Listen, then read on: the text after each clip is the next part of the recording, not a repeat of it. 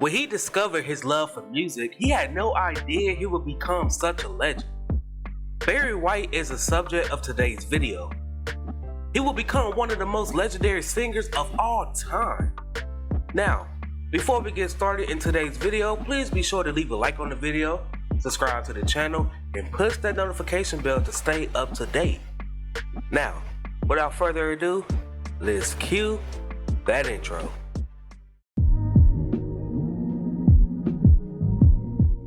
Barry Eugene Carter was born in Galveston, Texas on September 12, 1944 to Melvin White and Sadie Marie Carter. Barry is the eldest of two children, while his younger brother Daryl is 13 months younger than him. His mother had an impressive collection of classical music, so he grew up surrounded all by it. Barry, he had trained himself how to play the piano by ear when he was just 11 years old, attempting to imitate what he heard on these albums. And according to a myth, Barry, he had played piano on J.C. Belvin's 1956 hit, Good Night My Love. Good night, my love, pleasant dreams and sleep. This myth is false, as Barry disputed those claims, claiming that a journalist made them all up because Belvin and White lived in the same area. Growing up, Barry, he always had a squeaky voice, but when he turned 14, he transitioned from a squeaky voice to his signature sound. His family would relocate to Watts, California, and as he grew up in Watts, he found himself in many problems as he became involved in gang activity. By the age of 16, Barry, he had got into serious trouble when he was caught stealing $30,000 worth of Cadillac tires. Now that's equivalent to $300,000 in today's money. He was incarcerated for 4 months, and while there he would listen to Elvis' song, It's Now or Never, which motivated him to take music serious. Now at this time, Barry was a father of two with his long-term girlfriend. So when he got released, he wanted to make a difference. He would go on to make a name for himself in music as Barry Lee. Fresh out of jail, Barry, he joined a group called the Upfronts, who would go on to have singles like Little Girl,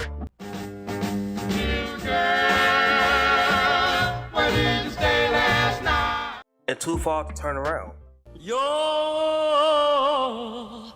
glad that Now as a member of the band, Barry, he developed an interest in music-related activities such as writing, producing, arranging, so on and so on. Barry, he would become a member of yet another group called the Atlantics. Barry married his long-term girlfriend when he was 19 years old, and the couple that was separated in 1969 and later got divorced. Now during the early 60s, Barry, he opted to concentrate on himself, recording numerous singles for various indie labels. Many people credit him for producing Bob and Earl's 1963 record, Harlem Shuffle, although Barry stated that he did not. But he did produce the Bel Canto's 1965 single, Feel Alright. In 1966, he released the songs Man Ain't Nothing, Without a woman that's true in every way, yeah. and I Don't Need It. Girl, what good is love? Nothing for as I can see. That next year, he would co-wrote Pat Power Drill and the Power Drill singles Together Forever. After releasing 2 singles and producing and creating other songs, Bob King discovered him and hired him as an A&R for his label Mustang Records and Bronco Records. He worked with numerous of musicians while at the label, including Viola Wills, the Bobby Fuller 4, and the Versatiles, who would later be known as Fifth Dimension. Barry would later discover the singer Felice Taylor, and he would later sign a contract to 4 Records as a producer in 1969, but it wasn't until the 70s that Barry achieved tremendous success as a producer and singer. He would discover a female group that he named Love Unlimited in 1972. Now Barry, he would become close to one of the group members, Glodine James, during his time working with them. The couple that will eventually get married on July 4th, 1974. Barry, he would produce many hits for Love Unlimited, like that 1972 single, Walking in the Rain with the One I Love.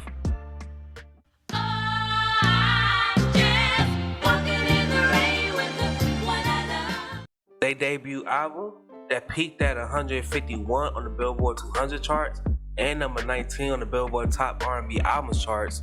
The 1973 album, Under the Influence Of, that peaked at number 3 on the Billboard 200 charts and number 3 on the Top R&B Albums charts, also going certified gold, in addition to the 1974 album, In Heat, that charted at number 85 on the Billboard 200 charts and number 15 on the Billboard Top R&B Albums chart. Now Barry, at this time, he wanted to produce a male artist after seeing some success with Love Unlimited. So he would make some demos, but when Larry News had heard him, he advised him to keep them from himself. So Barry would take News' suggestion very seriously. So he would go back to write a couple more songs, which ended up being enough for an entire album. But before he would begin working on his debut album, he needed to pick a name. He was debating on the name Whitehead, but he decided to go with his father's surname. Thus, Barry White was born. The album that he was working on became his debut album, titled I Got So Much to Give. This album had peaked at number 16 on the Billboard 200 charts, number 1 on the Billboard Top R&B Album charts, and also going certified gold. This album will also give us a couple hits with I'm Gonna Love You Just a Little More, Baby. My hands just won't keep still. And I Got So Much to Give. What are you crying for? Is it because you're sad? Now at this point, White, he proved that he was not only a well-respected producer, but he was also a marvelous singer. During his first 6 years as an artist, White, he saw tremendous success as he released 9 albums, 4 of which went certified gold and 2 went certified platinum. In the 70s, White had many hits with the singles Never Never Gonna Give You Up. Oh, you get it together, baby. Right on. Keep on doing it. Can't Get Enough of Your Love, Babe. Can't get enough of your love, babe. You're the First, the Last, My Everything. My first, my last. What Am I Gonna Do With You? Oh, baby, sweet baby. What am I gonna do? And It's Ecstasy When You Lay Down Next to Me. There you are, out there on the floor. The way you move, girl. Among many more hits throughout the 70s. In 1979, White, he had founded his own label titled Unlimited Gold. Despite his singles appearing less and less frequently on the Billboard Top 100 charts, he still maintained a very loyal fan base. During the 80s, his label had extracted a lot of money for his personal career, which caused the label to close its doors in 1983. Now, after the label had closed its door, White, he would spend the next 4 years focusing on touring. After the tour, White, he was signed with A&M Records in 1987, and he immediately released an album called The Right Night in Barry White, which peaked at 159 on the Billboard 200 charts and number 28 on the Billboard Top R&B Albums charts. This album also gave us an R&B hit single with Show You Right. In 1989, White, he would release another album titled The Man Is Back, which charted at 143 on the Billboard 200 charts and number 22 on the Billboard Top R&B Albums charts.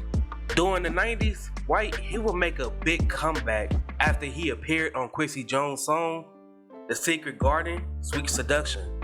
Now during this decade, White, he would release 3 albums, and they all would do better than the previous one, starting with Put Me in Your Mix, that came out in 1991, that charted at 96 on the Billboard 200 charts and number 8 on the Billboard Top R&B Albums charts. The 1994 album, The Icon Is Love, that peaked at number 20 on the Billboard 200 charts, also going number 1 on the Billboard Top R&B Album charts, selling over 2 million copies, earning 2 platinum certifications. This album was also nominated for a Grammy, but had lost to TLC's album, Crazy Sexy Cool. In 1996, White he had recorded a duet song with Tina Turner called In Your Wildest Dreams. This song was also included in the soundtrack for the 1996 film Space Jam. Now in 1999, he released another album titled Stay in Power, which charted at number 43 on the Billboard 200 charts and number 13 on the Billboard Top R&B Album charts, also going certified gold. That same year, he would publish his autobiography titled Love Unlimited. Barry White was not only a tremendous singer, but he had also had some excellent appearances on TV shows and commercials, such as being Brother Bear in the 1975 movie Coonskin, as well as a few Simpsons episodes, also appearing in Ally McBeal, among many commercials. Only one thing can fill this emptiness inside. Chicken, baby. Oh, yeah. I really don't like soft drinks with fruity names. I like roller coaster rides that make my brain sweat. I find reasons to go a different way. My family and I enjoy life to the utmost. Testing for your love. Barry White, checking for love, the love king. Can't get enough of your love, babe. White, his health began to impact him, particularly his kidneys, as he was a heavy smoker. And according to reports, he had smoked at least 7 to 8 packs of cigarettes a day. That's approximately 150 cigarettes. White, he would nearly faint during a tour in 1995, so after this he would take a break from performing until October 30th, 1995, when he was hospitalized after having a stroke due to high blood pressure. He was in a coma for 4 days as a result of this stroke. Now White, he would find himself in an unfavorable scenario again in August of 1999, where he was forced to miss numerous tour dates while on tour with Earth, Wind & Fire due to him being exhausted. White, he was in pretty bad shape and could hardly stand on his own at this point. He was admitted to the hospital in September of 2002 due to kidney failure caused by excessive blood pressure. He was on dialysis and had a stroke in May of 2003 while waiting on a kidney transplant. This stroke was so serious that he had to retire from music and stay out of the public spotlight. Now White suffered from many seizures leading up to his death. Because his health was deteriorating, he was unable to receive a new kidney. Barry White, he was sadly passed on July 4th, 2003 at the age of 58. He was inducted into the Dance Music Hall of Fame on September 20th, 2004.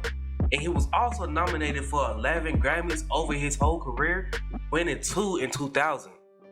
Now White, he had approximately 9 children at the time of his death, and his widow was named head of his estate, despite the fact that the two have been separated for nearly 10 years. 2 of his children have sued his estate because they were no longer receiving financial support. Now throughout White's whole career, he would release 20 albums, 6 of which went gold, 3 of which went platinum, as well as numerous of gold and platinum singles.